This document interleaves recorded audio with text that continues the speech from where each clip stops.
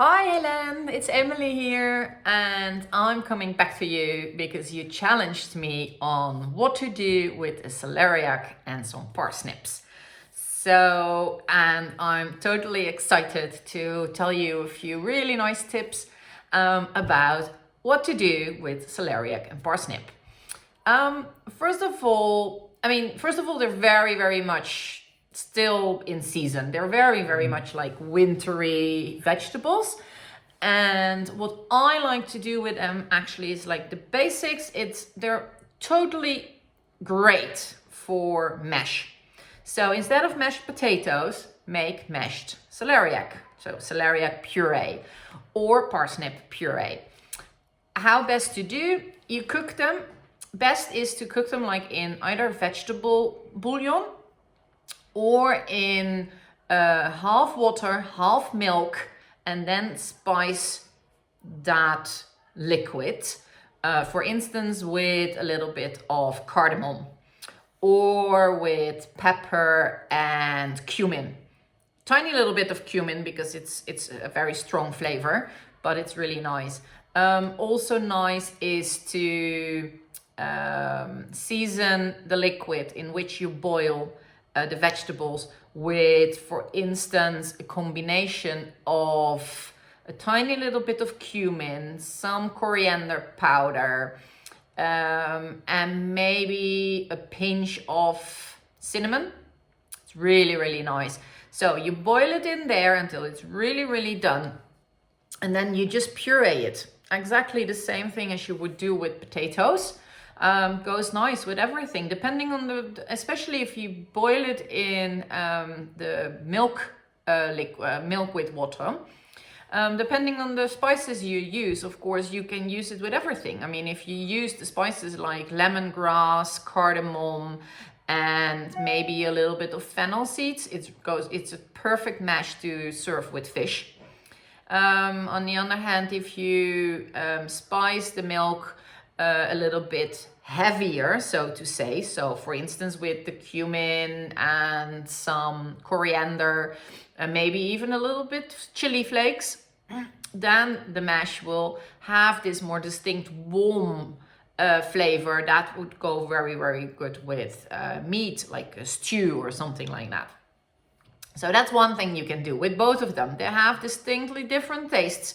The celeriac, of course, is a little bit, it has this celery taste to it, where parsnip is more towards the carrot taste. Not as sweet as orange carrots, but it's more towards the carrot taste.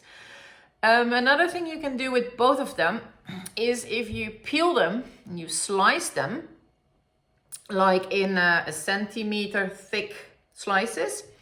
And then you take salty water in which you boil them like for 3 minutes. So they're like just softening. So don't cook them. It's just to kind of like to just make them soft. So you just blanch them, so to say. And you take them out, you let them drain, and then once they and dry. And then it's really nice to take some spoons, like say 2 tablespoons for a whole celeriac, a few tablespoons of a good olive oil, and mix in there whatever spice combination, like I mentioned before, you like. Although in this case, you could, for instance, also go to a combination with a paprika powder or maybe even a curry powder or a curry mix that you like.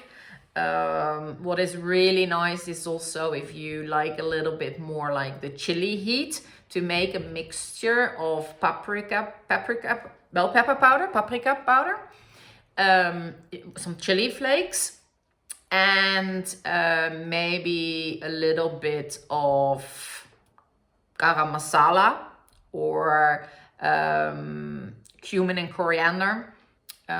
Things like that. And a little bit of nutmeg is also always really nice.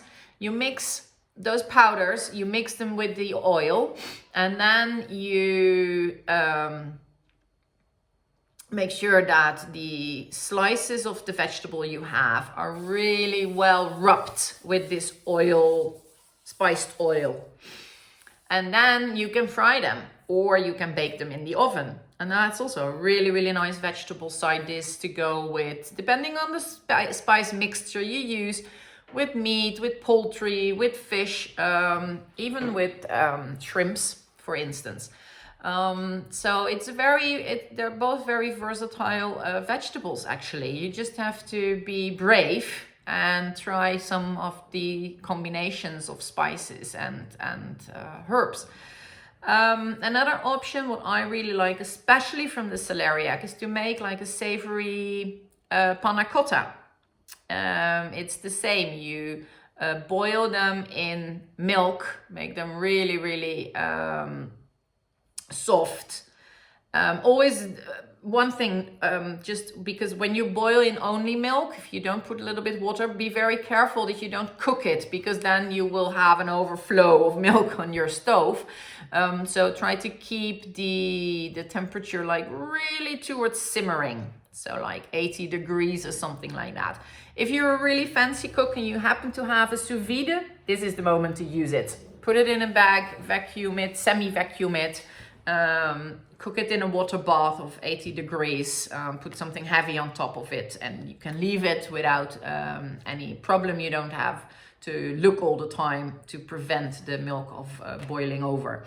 But you can do it as well. Just make sure on the stove that you keep it simmering and not boiling, because everybody who cooks sometimes knows how that looks like when you have this lava flow of boiling milk.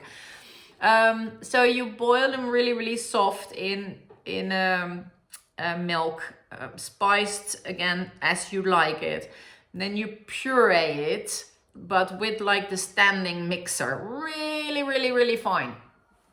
So that is really, really smooth puree. And then you make a savory panna cotta. And what I do is I normally do roughly 9 sheets of gelatine on a liter of this celeriac liquid, because it's so you puree it with the milk so soft that it's still like cream. Like a normal panna cotta would be made from cream or milk and cream. So you have to make sure it is liquid as that, and then you add on a liter. I add 9 sheets of gelatine, and that's a little bit less than you would normally see if you Google panna cotta, because normally it's 12 sheets on a liter. But because especially a savory panna cotta, I always serve in nice see-through glasses. And I don't turn them in. It's served in something, so it doesn't need to be as stiff as a traditional panna cotta. And what is really nice is that one you can even combine. I mean, you can also make a little bit of milk and season that with a tiny little bit of salt, some pepper, maybe some fennel seeds, and a big bushel of chervil. And then you cook it, so you make sure that the chervil is really, really soft. Again, in the blender or with the standing mixer, you mix it, and that is then another liquid as well. You can have, say, like a liter of the celeriac one and half a liter of the chervil one, or half a liter of the celeriac and 250 milliliters of the chervil one, depending on how many people, of course, you have for like a nice dinner. And then you make like a layer in the glasses I meant. First a white layer of the celeriac panna cotta. Then you put it in the fridge that it stiffens. Then you put on top a tiny little layer of the chervil panna cotta. Then you can do another slim layer of the celeriac one, and then on top it is really, really nice served with some gray shrimps or some smoked fish, whatever one, eel, trout, salmon, it's all nice. maybe decoat with a bit smoked tomatoes or fresh tomatoes, whatever you fancy. So that is a really, really nice thing to do with celeriac and parsnip as well, you know, to use them as the for a savory panna cotta. And then a last option I have for you for the celeriac is you can also stuff it. So you would cut it in half, so you have 2 half balls, and then of course you peel it and you make sure that it stands.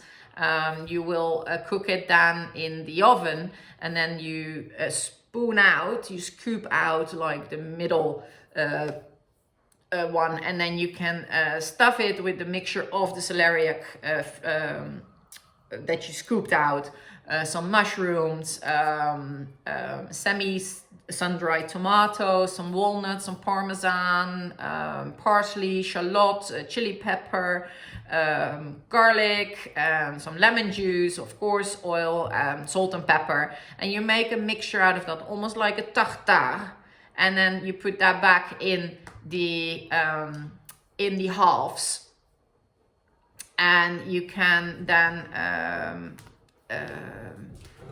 serve them like that, and cut them like in triangled pieces, almost like you would do with a cake. And really nice to go with that is a white wine sauce with thymian and rosemary and some cumin seeds, and some red onion, parsley, of course. I mean, I love parsley. I use it in almost every dish.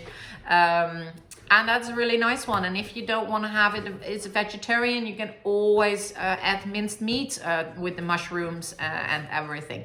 So that's a really funny one. It's really different to try, and I'll work out that recipe for you, and I'll put that as a downloadable link, or I'll put that on my Facebook page, Emily's Fine Food.